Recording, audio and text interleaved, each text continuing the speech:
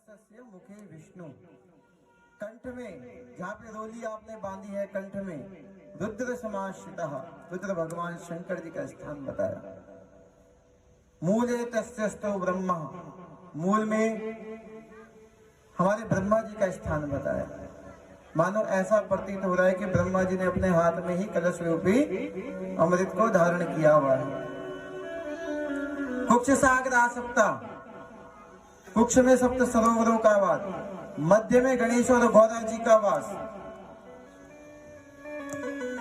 चार वेद जिनसे अवतरित सारे शास्त्र और पुराण हैं, ऋग्वेद यजुर्वेद सामवेद अथर्वण का समस्त तीर्थों का सार ये आपके सामने कलश है।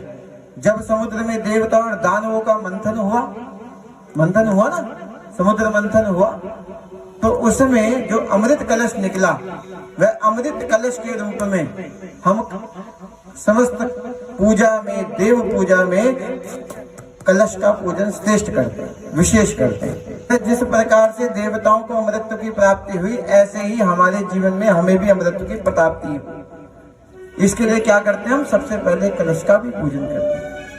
तो ऐसे दिव्य कलश को हम लेकर के यहाँ पे आए सुबह सुबह।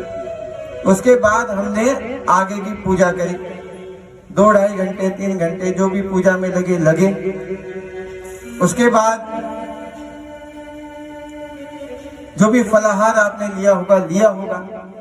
उसके बाद हमारे साउंड वाले भैया, राजेश भैया, सब लोगों ने आकर के यहाँ पे सुंदर साउंड की व्यवस्था करी।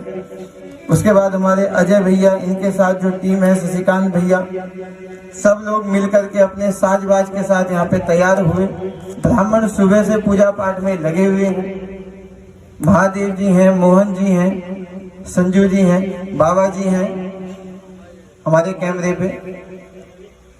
तो कहा सब लोग अपनी अपनी व्यवस्था से लगे हुए, परंतु उसमें भी श्रेष्ठ हमारा यजमान परिवार, जिन्होंने जो है ये संकल्प लेकर के और इस संकल्प की पूर्ति के लिए लगे हुए हैं, और तब तक लगे रहेंगे जब तक कि इस कथा को विश्राम करके पूर्ण आहुति के रूप में जो है इसका पूर्ण फल न दे दें।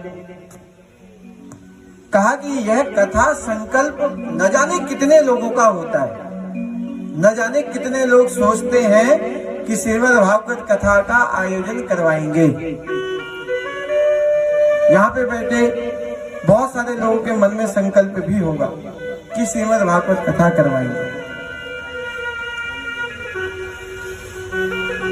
हमारे बीच में उपस्थित हमारे पाल जी हैं, अंकल जी, हमारे वृद्ध माता जी आई हैं। का इससे पूर्व जो कथा हुई थी सैन धर्मशाला में, कथा के आयोजक आप ही थे। इनका भी संकल्प था महाराज कभी भागवत कथा कराएंगे। संकल्प न जाने कितनों के होते हैं, परंतु पूर्ति उसी की होती है जिस पे भगवान अपनी अनुकंपा दिखाते हैं, जिस पे ऊपर भगवान अपना अनुग्रह करते हैं, उसी का संकल्प पूरा होता है। न जाने कितने लोग हमसे भी कहते हैं कि पंडित जी भागवत करानी है, भागवत करानी है, भागवत करानी है। हम कहते हैं हाँ ठीक है। एक तो भगत ऐसा है हमारा, 2 साल से कह रहे कि भागवत करानी है, भागवत करानी है, भागवत करानी है। कभी परिवार में कुछ हो जाता है, कभी घर में बच्चा हो जाता है, कभी जो है इस प्रकार की अव्यवस्था घर में फैली पड़ी है। पर हमारा भी संकल्प है कि जाते जाते उसे तो कथा जरूर सुनानी है। तो महाराज संकल्प न जाने कितनों के होते हैं, परंतु कृपा उसी के ऊपर होती है जिस पे भगवान अपना अनुग्रह करते हैं, जिसके ऊपर भगवान कृपा करते हैं। तो यह तो भागवती वार्ता है, जो भगवान की लीला कथाओं का वर्णन है, पुराणों का सार है श्रीमद् भागवत महापुराण। इसका पठन पाठन करने से प्राणी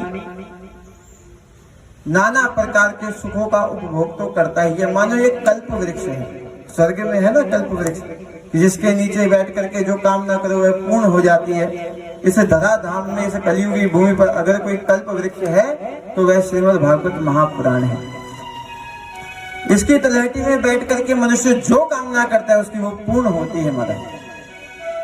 न जाने कितनों के संकल्प थे पूर्ण होते हमने देखे।